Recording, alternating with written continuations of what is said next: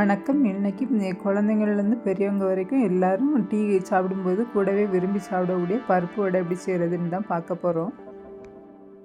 அதுக்கு நான் 1 கப் அளவுக்கு கடலைப்பருப்பு எடுத்து வச்சுருக்கிறேன். எடுத்து வச்சுருக்கிற கடலைப்பருப்பை 2-3 தடவை தண்ணியில் நல்லா கழுவி எடுத்துக்கிடணும்.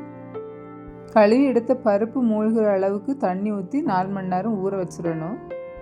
பருப்பு ஊறின பிறகு ஒரு மிக்ஸி ஜாரில் ஒரு துண்டு இஞ்சி, 5-6 காஞ்ச மிளகாய், 5-6 பல்லு பூண்டு, கொஞ்சம் பெருஞ்சீரகம் எல்லாம் போட்டு கொரகொரன்னு அரைச்சி எடுத்துக்கிடணும்.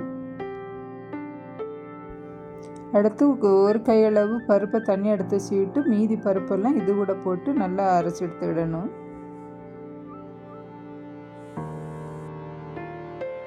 இந்த பருப்பு கூட தேவையான அளவு உப்பு, கொஞ்சம் பெருங்காயத்தூள்,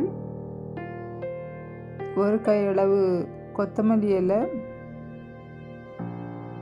அப்புறம் அரைக்கிறதுக்கு தேவையான அளவு தண்ணி ஊற்றி நல்லா அரைச்சி எடுத்துவிடணும். இப்போ நம்ம அரைச்சி எடுத்துருக்கிற இந்த பருப்பு கலவையை வேறொரு பாத்திரத்துக்கு மாற்றிடணும்.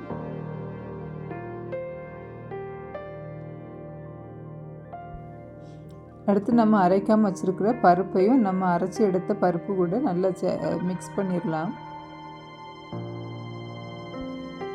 இந்த முழு பருப்பை போட்டு மிக்ஸ் பண்ணும்போது 1 கையளவு கருவேப்பிலையும் சின்ன சின்னதாக வெட்டியோ இல்லைன்னா முழுசாவோ உங்களுக்கு எப்படி வேணுமோ அப்படி போட்டு நல்லா மிக்ஸ் பண்ணி விட்டுடலாம். வடை சுடுறதுக்கு மாவு ரொம்ப கெட்டியாகவும் இல்லாமல் ரொம்ப தண்ணியாகவும் இல்லாமல் அரைச்சி எடுத்துக்கோங்க.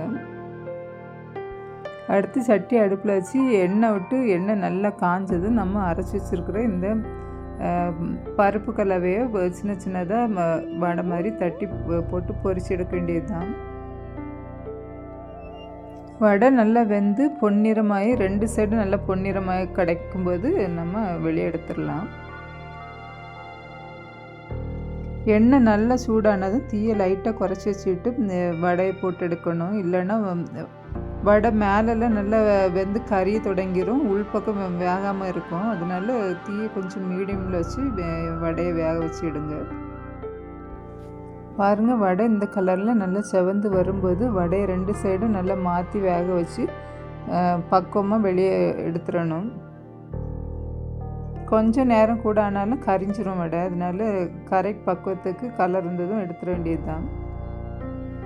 இன்றைக்கி நான் இந்த மாவில் வெங்காயம் வெட்டி போடாமல் தான் வடை சுட்டு எடுத்துருக்குறேன். உங்களுக்கு விருப்பமான பெரிய வெங்காயத்தை சின்ன சின்னதாக வெட்டி போட்டு மாவில் நல்லா மிக்ஸ் பண்ணிவிட்டு இதே மாதிரி வடை சுட்டு எடுக்கணும். பாருங்கள், வெளியே நல்லா மொறுமொறுன்னு உள்பக்கம் நல்லா சாப்பிட்டா வடை ரெடி ஆகிட்டு. நன்றி.